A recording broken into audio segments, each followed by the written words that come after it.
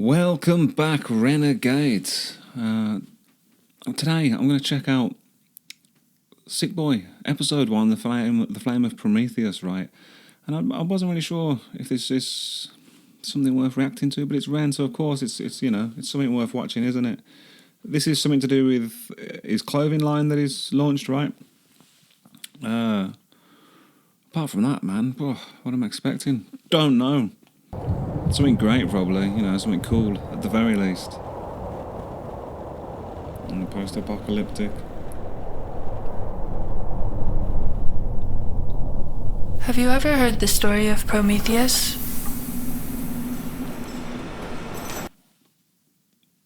No, but that was the title of the Alien prequel film, right? This is Greek mythology, is it, or something? Have you ever heard the story of Prometheus? Let me start somewhere near the end. Oh, nice. This is like Blade Runner aesthetic, isn't it? What was the year in Blade Runner? I can't remember. Was it 2084? What was that sequel called? Great films, aren't they? Those two Blade Runner ones, and the many edits of that original. It's cool stuff. After the Great Collapse, the sick were rounded up like rabid stray dogs. Those who were strong enough were put to work in subterranean farms. First, they would be stripped of all dignity afforded to a human. Then, their bodies would be decontaminated and purged of the stench from the surface. In order to create an effective cog, you must first bleed out of all autonomy and free will. He or she must stop being human and become a limb. Those who are deemed too sick. That's an interesting thing, isn't it? It's dehumanizing people,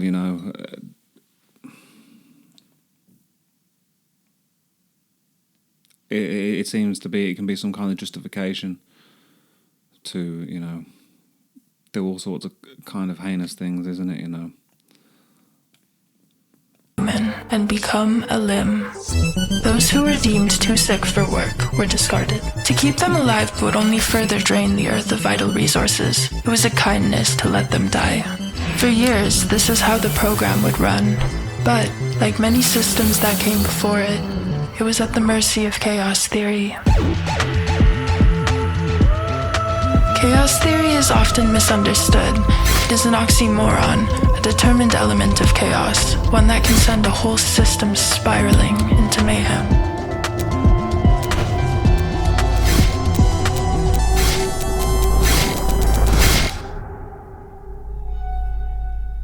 There was a prophecy. The idea of chaos and order is just wonderful, isn't it? Because that's, I guess, the eternal dance that he speaks about in High Ren. It's order and chaos. And I heard something recently. Somebody said that talking about like the biblical idea of Genesis, that God created order out of chaos, and you have the opportunity to do that in a micro way, in your own way every single morning, by ordering your sock drawer, at the very least, by making your bed, and you can make, because everything is chaos, isn't it? I don't know if that's like, is chaos the natural state in the universe? I guess that would be hard to say, like on the macro, wouldn't it? Because how chaotic or how ordered are the planets and the solar systems and all that stuff? We don't really understand. I guess there's some kind of equilibrium there, right? But I find in the human experience anyway, I think the sort of baseline, if everything is ignored or left, is chaos, isn't it? And of course, too much order as well, too much of anything can be a bad thing, But order order is important, isn't it? You know, for progress in anything. So if you can get up in the morning, you know, make your bed, tidy your immediate surroundings, and build from there, I suppose.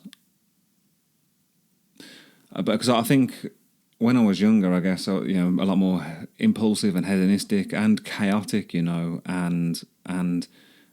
but now I'm older and I realise that the true freedom comes from being disciplined, right? Because if you're not disciplined, then you're a slave to your moods and your emotions and your impulses, you know, and your immediate needs, you know. And I guess there's a lot. There's a lot in the myth of being a rock star, isn't it? You know, or a celebrity or whatever it is. That it's all to do with instant gratification, you know.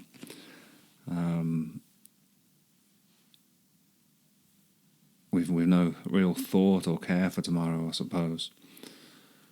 Yeah, interesting stuff to think about. It told of a genetic anomaly, a human girl whose DNA harbored immunity to the virus, a blueprint for the future. For decades, the humans searched, setting up a global infrastructure of testing facilities in vain. With time, the candle of hope burnt down to a blackened wick. Whispers of the prophecy could still be caught traveling on the wind between members of the SICK. All right, okay, so this is aesthetically similar to Slaughterhouse, was it his last tune that he's put out? Of course, musically as well, this is like is great, isn't it? You know, it would be interesting to see him write and direct or star in some kind of feature eventually, wouldn't it? That would be pretty cool. I wonder if his health would allow him to do that. The prophecy could still be caught traveling on the wind between members of the SICK. Rivaling factions saw it as nothing but a dying superstition. Others clung to it like an amulet of hope. The rich and the elite, of course, used it as a method of control.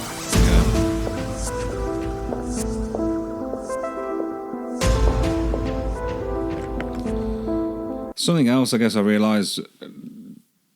I guess I always thought my childhood, you know, it wasn't terrible, but maybe it was terrible in lots of ways. But the education thing, certainly, man, like the school I went to, they didn't teach us very much of value at all, you know. And I expect that's the same for the majority, you know, in whatever Western country you're from, you know, the working class. They want you, you know, as was it George Carlin said, that, you know, they want you smart enough to operate the machines and answer the phones, you know, but too dumb to realise the prison you're living in, you know. So I didn't learn anything about, you know, money management or economics or politics or anything like that, or psychology even, you know, or anything like that, you know. And even the stuff that I learned in the other classes, you know, English, maths and whatnot, you know, that was just well substandard, you know.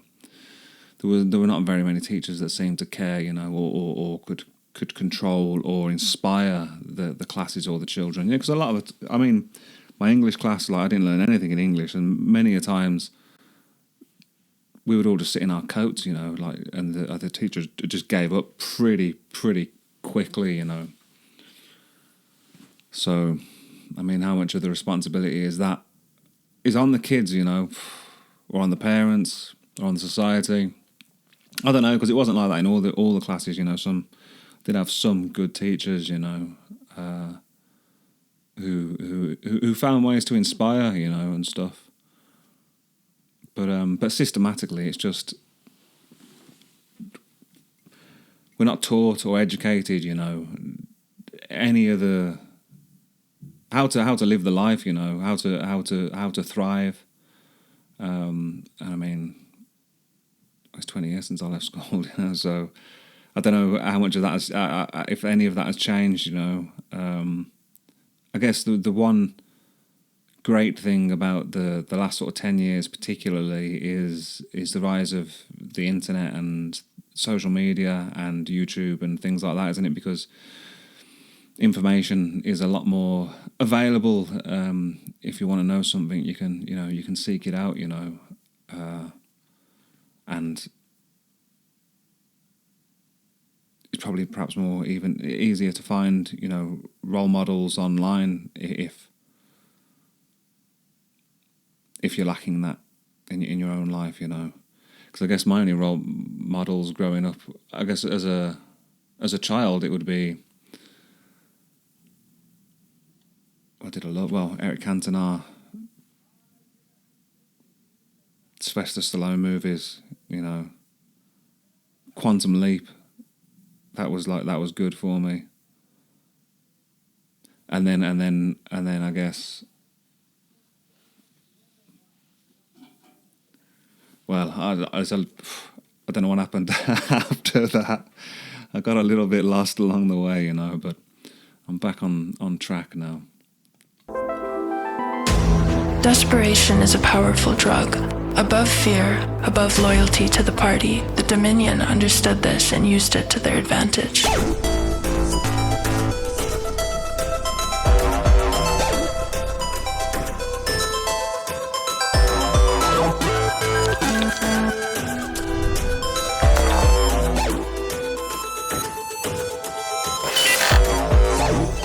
If you strip man of his basic needs, with enough time, he becomes a beast. Without shame and without morality. That's interesting, isn't it? It makes me. Let me just play that again. If you strip man of his basic needs, with enough time, he becomes a beast. Without shame and without morality.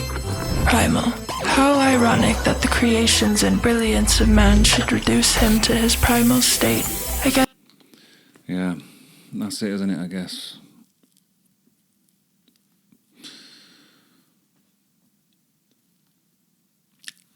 I guess Nelson Mandela probably springs to mind, I guess his needs of food and shelter, and that was met, I guess, when he was in prison, but I mean, to hold on to, what you believe in through all those years, man. I mean, that's impressive stuff, isn't it? And I know about the beast thing, returning to being a beast and being primal when your basic needs are not met. What's that Osho thing? Civilization is just a clearing in the forest, and if the forest is going to reclaim it, I suppose that's the idea, isn't it? If okay, the order chaos thing, I guess, maybe is it an illusion of order, or is it just temporary order? Because, nothing lasts forever, does it? Civilizations rise and fall. It also makes me think of something I heard Johnny Depp say once, which I think he was quoting Hunter S. Thompson, maybe. He who makes a beast of himself takes away the pain of being a man. And that's probably a thought, I guess, I've been pondering the last few days, trying to analyse why I had this reckless abandon, through all of my 20s, and perhaps my late teenage years, why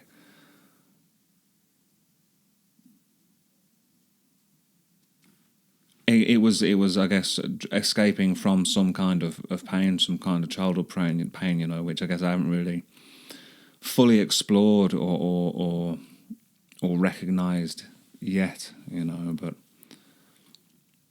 yeah, he who makes a beast of himself takes away the pain of being a man. But of course, you're not really a man then, are you? You're a beast. Yes, with time, everything returns to source. While it was still part of protocol to test every subject for immunity to the virus, the outcome was predictable. There was no suspense. Any hope that testing would bear fruit died years ago. That is until we introduce chaos theory.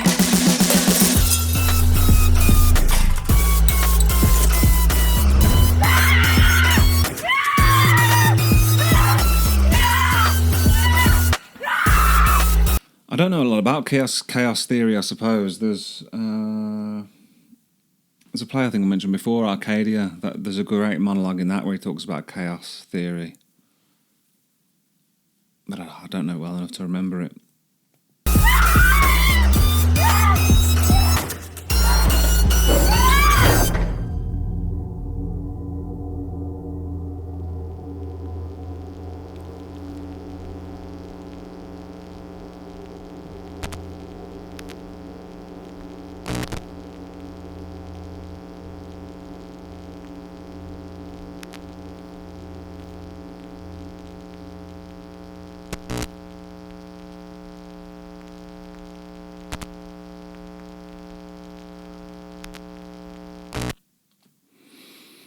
Yeah, nice stuff, man. Looking forward to episode 2.